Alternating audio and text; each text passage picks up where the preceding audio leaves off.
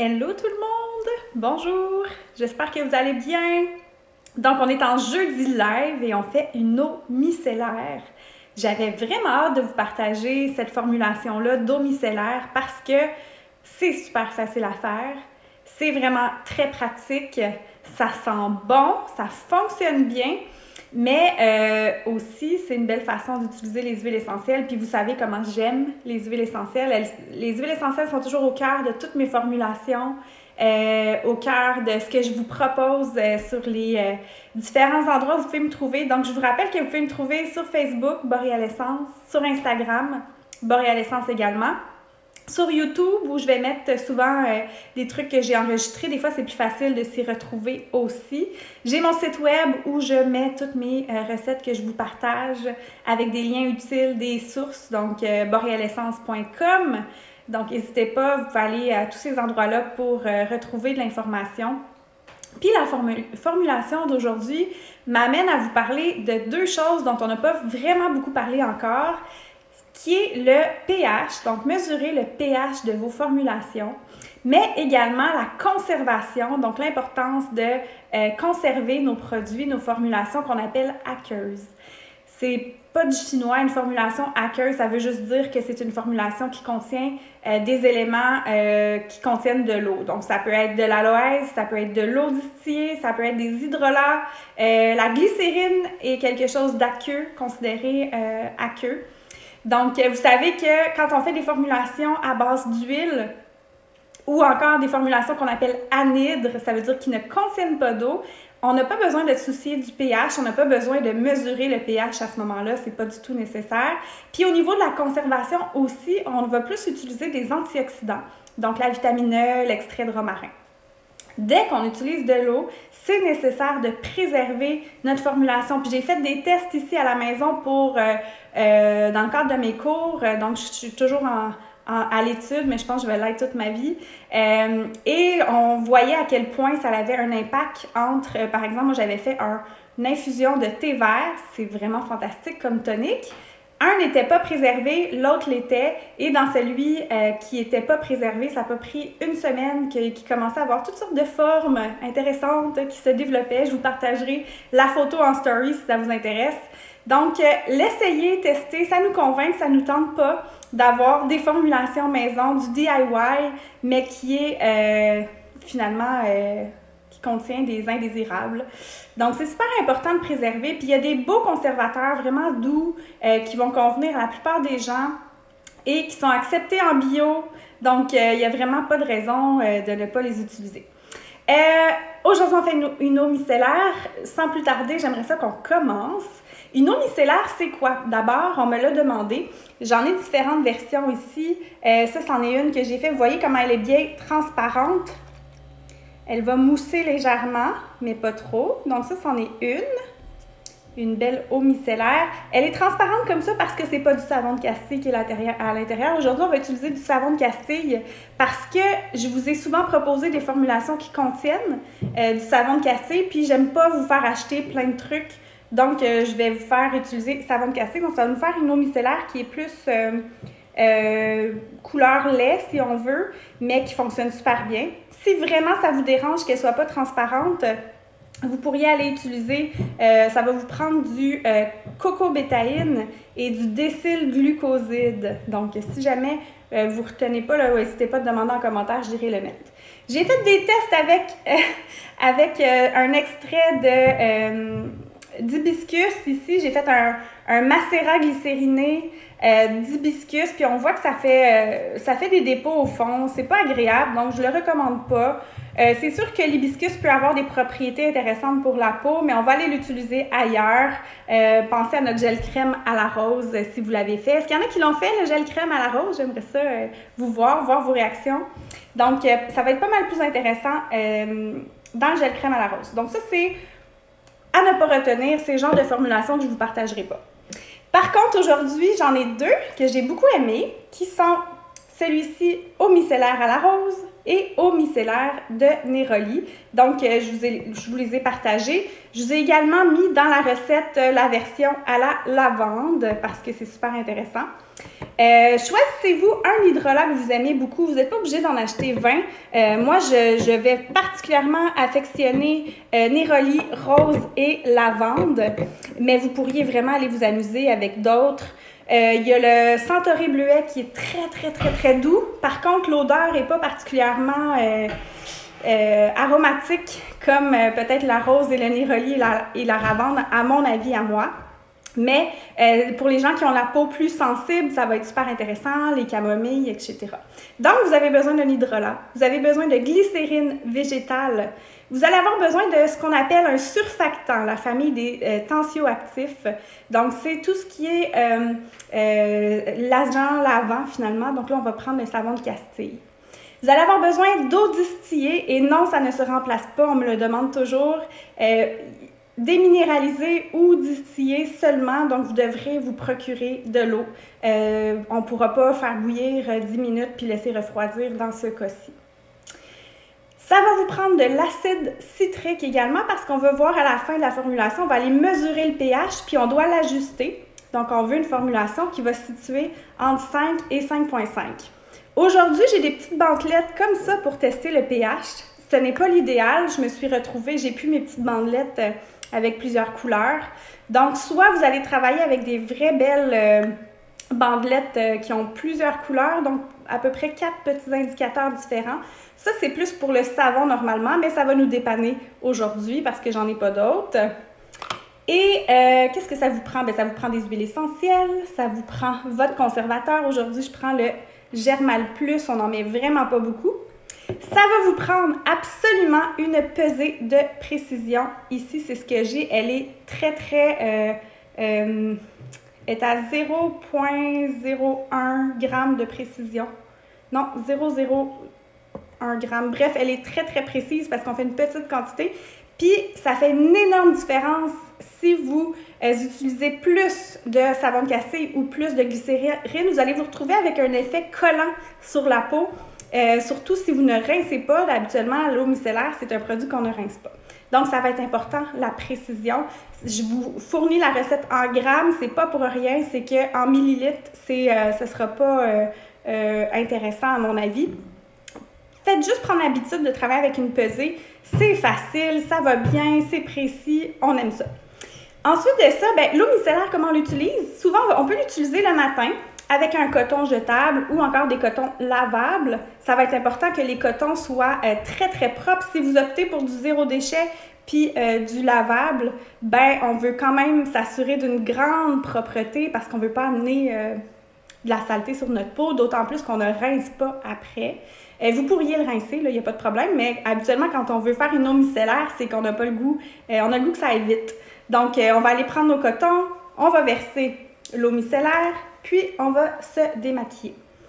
Pour les gens qui se maquillent avec du maquillage hydrofuge, qu'on appelle waterproof au Québec, eh bien là, vous devrez ajouter 1 g d'huile végétale parce qu'autrement, ça ne va pas bien fonctionner, vous n'allez pas l'aimer. Et l'huile végétale va se retrouver à flotter sur le dessus, donc on va aller indiquer brasser avant usage là, pour activer la formulation, pour activer le produit. Donc, on y va, on se lance, on fait une eau micellaire qui va sentir super bon. Est-ce qu'on fait à la rose ou au Neroli? Est-ce qu'il y en a qui préfèrent... Bon matin, Julie! Bonjour, Camille! Bonjour, Ève! Je suis contente de vous voir. Donc, Camille qui me demande si je considère acheter un pH mètre. J'en ai un, Camille, mais je ne voulais pas vous partager le test avec le pH mètre parce que c'est un petit peu plus un investissement. Puis, pour ma part, acheter un pH mètre si on se fait des cosmétiques pour nous, je trouve que c'est un gros investissement. Moi, j'essaie toujours de penser quand je vous propose des recettes que ce soit des ingrédients que je vous ai déjà proposés, comme ça vous pouvez les réutiliser dans d'autres choses. Ça, j'aime vraiment ça. J'ai un petit peu aussi le désir qu'on réduise nos déchets puis qu'on n'achète pas trop de choses. Donc, à ce sujet-là, vous pourriez vraiment recycler une bouteille comme ceci pour la formule. Donc, ça vous ferait 2 bouteilles comme ceci que vous aurez recyclé. La seule chose à vous dire, c'est que comme on aurait besoin de ne pas mettre le compte-gouttes, ça risque d'être un petit peu moins, comment on appelle, un petit peu moins étanche. Donc, en voyage, j'irais rajouter un petit compte-gouttes juste pour le déplacement, puis après ça, je l'enlèverai parce que des fois, ça peut couler quand même ces bouteilles-là. Mais vous pourriez vraiment les recycler là, pour aller plus vers le zéro déchet que possible, tout à fait. Où est-ce que j'achète mes bandelettes pour mesurer le pH? Je vous mettrai ça en commentaire. Donc, Christy nous recommande à la rose. Alors, c'est à la rose que nous allons faire. Et j'ai la rose du Québec. Il m'en reste pas beaucoup. Je viens d'acheter un presque 500 ml. Et c'est à cause de mon école. J'ai dû faire beaucoup de tests et ma bouteille est déjà vide. Donc, je vais utiliser Rose des Champs. D'ailleurs, avec cette formule-là, si vous avez le Citrus Bloom, c'est votre chance de l'utiliser dans une eau micellaire Citrus Bloom. Puis ça, c'est juste entre vous et moi, je ne l'ai pas mis dans l'article. Ça serait absolument magnifique avec l'eau de rose. Bonjour José!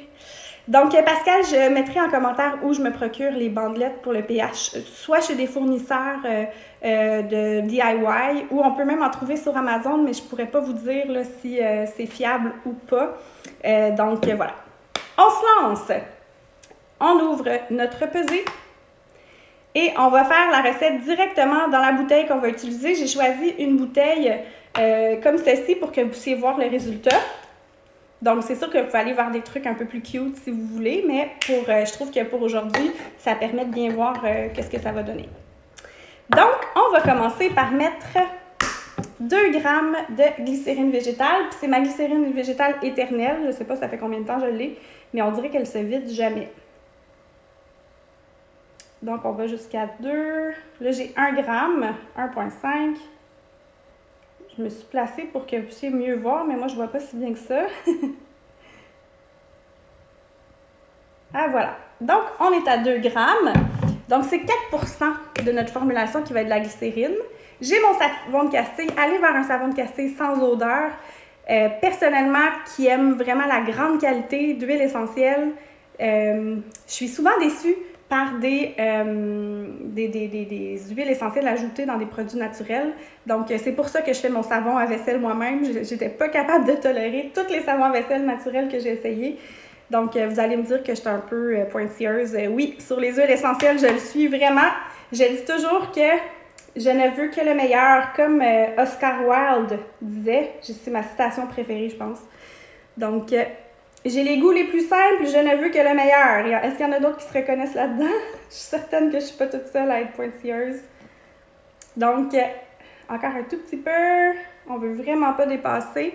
Merveilleux! À ce moment-ci, je vais tout de suite mettre mes huiles essentielles parce que le savon de castille et la glycérine va avoir un léger effet dispersant. Je ne mets que 3 gouttes, donc vraiment pas beaucoup, d'autant plus que le géranium prend beaucoup de place. Puis, je veux que ce soit un produit que vous pouvez utiliser pour vous démaquiller les yeux. Donc, habituellement, je vous enseigne toujours qu'on peut utiliser 1% d'huile essentielle dans nos cosmétiques maison. Mais lorsqu'on va utiliser quelque chose qui peut servir à démaquiller les yeux, bien là, on en veut vraiment, vraiment moins. Donc, le géranium, 3 gouttes. Géranium qui est une star des soins du visage. Donc, on va juste faire un petit... Puis là, on voit déjà ça blanchit. Je ne sais pas si vous avez vu là, la différence. C'était 2 produits transparents. En les mélangeant ensemble avec l'huile essentielle, ça rend plus blanc. Donc, rendu là, on va mettre un 30 g d'eau distillée. Je vais essayer de ne pas en mettre partout.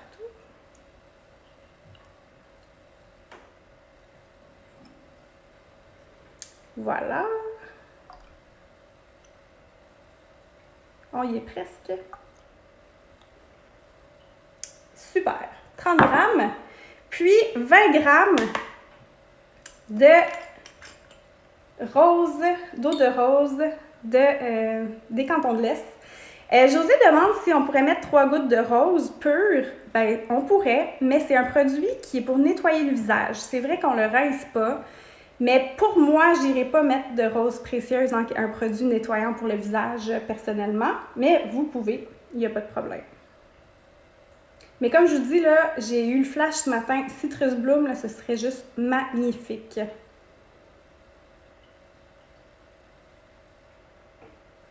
Vous voyez, je suis sur le bord de sortir ma langue.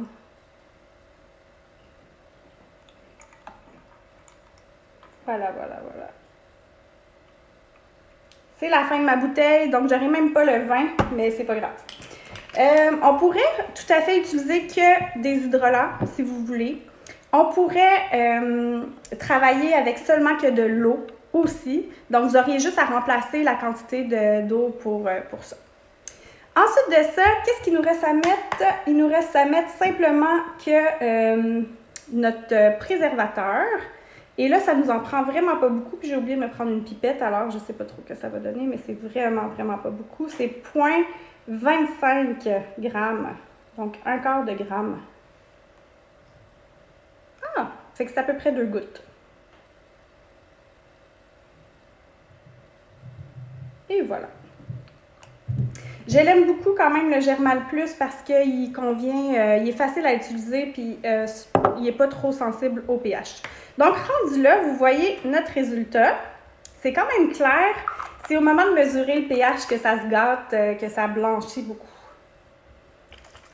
Donc, on brasse. Puis, c'est un produit que vous allez toujours brasser avant usage. Donc, c'est important de tout le temps le brasser avant parce qu'on n'a rien qui va parfaitement disperser les huiles essentielles. Bien honnêtement, ça se pourrait que vous ayez un petit peu d'huile essentielle qui soit sur le dessus. Donc, on a fini de peser. On est rendu à l'étape de mesurer le pH. Donc, je vais prendre ma petite roulette.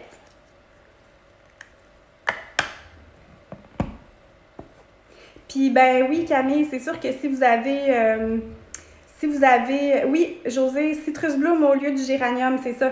En fait, dans le total de la recette, vous pouvez mettre 3 gouttes d'huile essentielle, à mon avis. Ça sent super bon. 3 gouttes, là, on les sent vraiment bien. Puis, ça va pas être trop... Là, vous voyez que mon pH, il est vraiment là, on est proche de 8. Étant donné le savon qui est utilisé, c'est très, très alcalin. Donc, on n'a vraiment pas le choix d'aller corriger notre pH parce que 8, c'est un petit peu agressant pour la peau. Donc, moi, je me suis fait une solution d'acide citrique dans de l'eau distillée à 50 mais parce que ça va vraiment vite, puis j'en fais beaucoup de formulations, mais vous pourriez vraiment travailler juste avec un tout petit peu d'acide citrique. On en met vraiment un tout petit peu à la fois. Donc, moi, je vais commencer par mettre 3 gouttes. Là, par expérience, je sais que c'est au moins 3 gouttes de cette solution-là. Vous allez voir, ça réagit. J'ai mis mes 3 gouttes. L'acide citrique, c'est l'ingrédient que vous utilisez pour faire des bombes de bain. Donc, c'est un ingrédient qui est très, très commun en DIY. Vous voyez que là, ça devient déjà un peu plus laiteux. On laisse agir peut-être 1 minute à peu près avant de remesurer. En attendant, je regarde s'il y a des questions.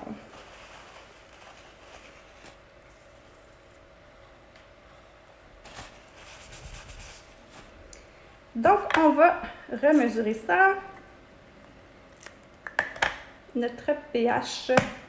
On veut là, une belle couleur là, jaune-orange, presque la couleur du petit tube. On est encore un petit peu dans le vert, mais on voit qu'on s'en va vers le jaune. Donc, on est probablement à 6,5 dans ce coin-là en ce moment. Fait que ça veut dire que ça va nous reprendre encore un bon 2 gouttes d'acide citrique. Quand vous manipulez l'acide citrique, faites attention, c'est très acide. Là, je ne devrais pas utiliser mes mains comme ça. Je devrais utiliser un gant. Puis là, vous allez voir, ça réagit. Je ne sais pas si vous voyez.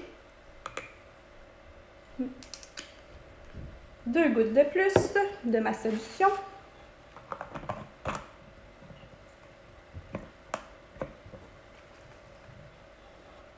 Ça sent très bon, tout ça.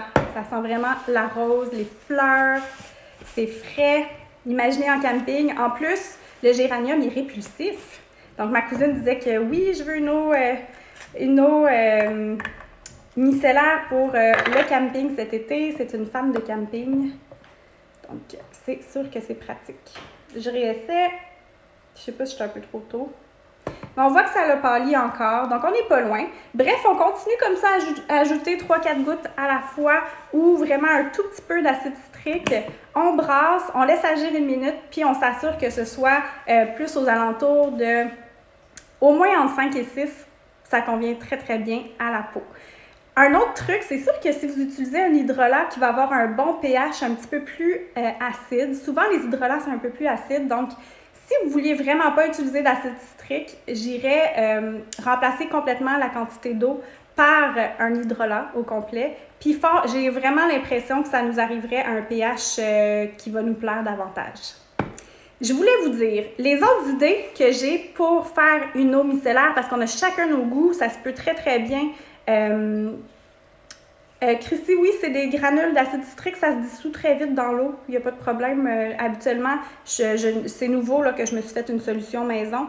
Sinon, j'utilisais vraiment les petites granules en mini quantité. Là, ça se mesure même pas sur ma balance. Là, si j'en mets 3-4 grains. Là.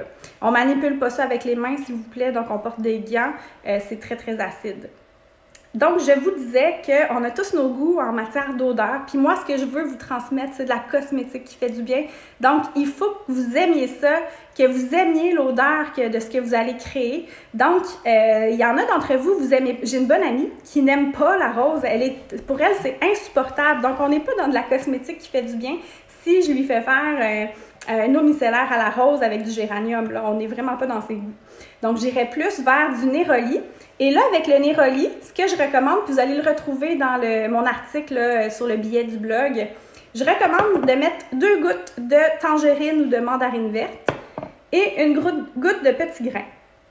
Puis si vous êtes fidèle, vous êtes là depuis longtemps, vous allez reconnaître mon mélange signature que j'aime énormément, le néroli, le petit grain, les agrumes comme la tangerine, les mandarines, c'est juste trop, trop fantastique ensemble.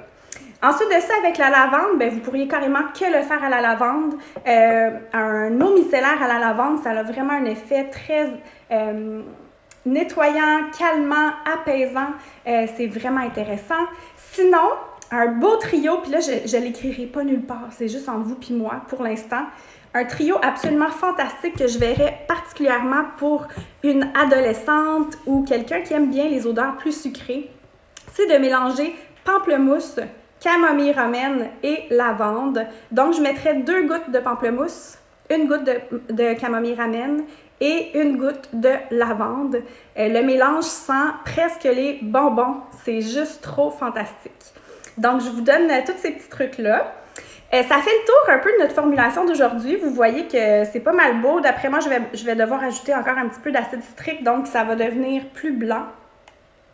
Comme je vous dis, encore un autre truc que je vous donne juste pour vous en live, que je ne donnerai pas dans l'article, c'est que si vous voulez vraiment un résultat carrément transparent comme celui-ci, ben là, je vous recommande d'aller travailler avec 1 g de décylglucoside et 1 g de cocobétaïne. Donc, ce sont tous les deux des surfactants, là, des tensioactifs qui vont avoir un résultat plus transparent. Mais comme je vous dis, savon de cassé fonctionne super bien, le résultat est là et ça vous évite d'acheter trop de bouteilles de surfactants, de tensioactifs là, que nécessaire. La semaine prochaine, je veux vous introduire aux notions d'agents qui vont aller travailler au niveau de la texture. Donc, les gommes. On va parler de gomme de xanthane. Je vais vous donner les meilleurs trucs pour l'utiliser parce qu'on va fabriquer un gel nettoyant pour le visage. Et ça, moi, c'est la texture que je préfère. Je capote sur le gel Vérage. On n'y arrivera pas à la cheville, là, au gel Vérage. Il est magnifique, puis il est formulé de manière extraordinaire. Mais on va s'amuser quand même à découvrir ces instruments-là qui viennent ajouter une texture de gel à nos produits. Donc, vous pourriez appliquer pour un gel douche, pour des shampoings. Vous allez vouloir utiliser aussi ces gommes-là pour la texture, c'est ça, gel nettoyant. Même, on peut se fabriquer des gels contour des yeux. On peut aller vraiment s'amuser avec tout ça. Donc, je vous invite à être là la semaine prochaine. Qu'est-ce que je voulais vous dire d'autre? Je réfléchis à la meilleure façon de vous amener les infos. Vous avez remarqué, vous me le demandez souvent, je ne fais pas d'émulsion encore ici. Ce sera probablement dans le cadre d'un cours. Donc, parce que je veux vraiment bien vous servir puis vous donner la bonne information puis qu'on fasse des émulsions là, qui sont top, qui sont fantastiques. Ça fait plus de 10 ans que j'en fais. J'ai beaucoup d'expérience là-dedans. Mais je tiens vraiment à bien apporter l'information et à bien vous guider si c'est un sujet qui vous intéresse. Donc, je reçois vos demandes. Si vous avez d'autres demandes spéciales, gênez-vous pas. Puis voilà, ça fait le tour pour aujourd'hui. Je vous rappelle que si vous êtes là puis vous m'écoutez puis vous n'avez pas encore la qualité d'Otera à la maison, là, je suis conseillère d'Otera, je suis représentante d'Otera, je le suis parce que je suis en amour avec ces huiles essentielles-là. Je ne pourrais pas le faire autrement. Ce sont les meilleures huiles essentielles que j'ai essayées dans ma vie. Et ma mission, moi, c'est que tout le monde ait au moins cette boîte-là. Donc, c'est 10 huiles essentielles de base qu'on va pouvoir utiliser pour nos formulations, mais qu'on va pouvoir utiliser pour prendre soin de nous au quotidien, de toute la famille, pour diffuser. Bon, ça, on m'appelle. Je ne répondrai pas. Donc, pour diffuser, pour prendre soin de tout le monde dans la famille. Donc, je sais que plusieurs, vous le savez quelle différence ça fait. N'hésitez pas de le mettre en commentaire. Puis, si jamais vous faites les formulations que je vous propose, je vous demande de m'identifier. Ça m'encourage, ça me donne le goût de vous en donner plus aussi. Donc, ça me fait toujours plaisir. Puis, j'aime bien quand on partage. J'aime aussi quand vous essayez des trucs puis vous apportez votre propre couleur, vos propres idées. Vous pouvez tellement inspirer d'autres. Donc, gênez-vous pas de le mettre en commentaire. Moi, je vais utiliser l'hydrolat de camomille, puis je vais mettre ça avec telle huile essentielle, puis ça va être magnifique. Donc, allez-y, apportez votre propre grain de sel. C'est toujours plaisant. Donc, voilà, je vous souhaite une super belle journée. N'oubliez pas de prendre des photos puis m'identifier pour vos belles formulations. Ça me fait tout le temps plaisir. Merci d'être là. Bye!